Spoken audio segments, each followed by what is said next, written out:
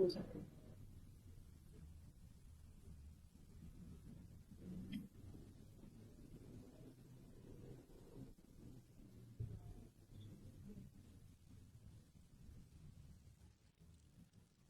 কে আমার মতো করে রান্না করতে চাও কমেন্ট করে জানাও।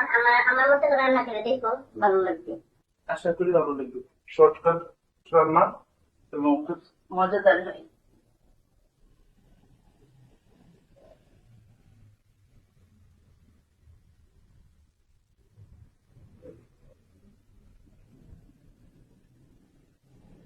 তেলটা গরম হয়েছে, আমি তো পেঁয়াজ আর কাঁচামরিচ দিয়ে দিচ্ছি।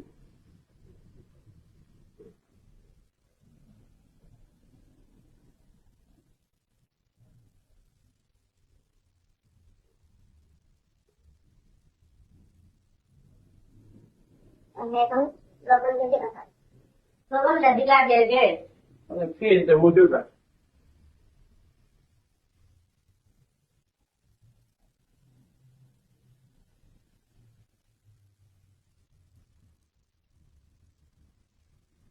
এটার মধ্যে আমি টমেটো দিয়ে দিলাম। পরিমাণ মতো দিবেন, তারপর থাকবে মতন। এটা তো ডাল একটু কম খাই, অল্প করে মরিচ দিয়ে দিলাম। আর এটা হচ্ছে ধনিয়ার গুঁড়া।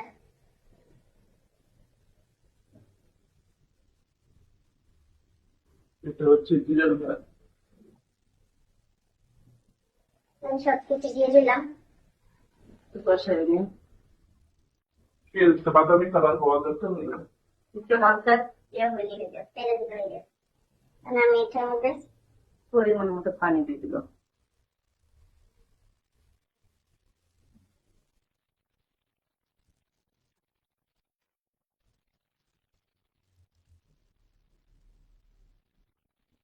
এটাকে ভালো করে একটু কষিয়ে নিব, তারপরে এটার মধ্যে সবজি দিয়ে দিব।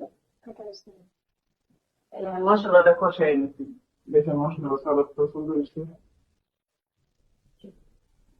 জুম করে দেখাই, এই হচ্ছে কালারটা।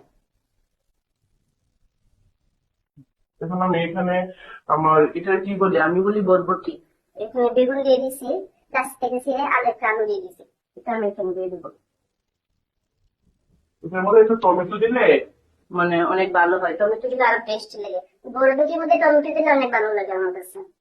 কিন্তু এই মুহূর্তে আমার হাতে টমেটো ছিল না, তাই দিয়ে নাই, স্কিপ করে নিলাম। নাহলে যদি ভালো লাগে টমেটো দিবেন একটা, খুব ভালো লাগবে। আবার বেশি দিয়ে না, বেশি দিলে আবার টক লাগবে। এটা আমি ভালো করে কষিয়ে নিব। এখন আমি এটারে দেখছো কষিয়ে নিয়েছি। এখন ঝোল নাই। আমার এইগুলো তরকারি অনেক ভালো লাগে, এই সবজি দিয়ে টমেটো দিলে আরো ভালো লাগতো। দেখো ঝোল নাই। এখন আমি এটার মধ্যে পরিমাণ মতো ঝোল দিয়ে দিব।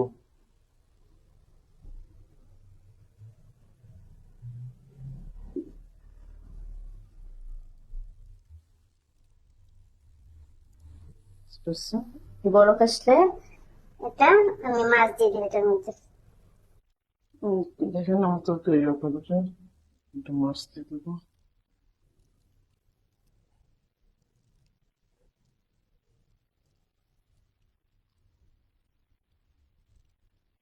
আমার মাছ ভাজা একটু তেল দিয়ে দিব, আমার কাছে মাছ ভাজার তেলটা মনে দিলে একটু ভালোই লাগে তেলটা। এবার দিয়ে দিলাম।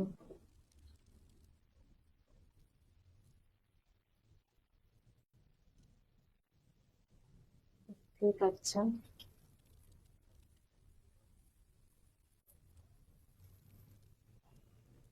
এই সেমি তরকারি। এটা আমি এখন একটু লো আছে বসায় রাখবো চুলার মধ্যে 5 মিনিট। সবকিছু রান্না আমার রান্না করতে কোনো আইসক্রিম মনে হয় 15 মিনিটও লাগছে না রান্নাটা করতে।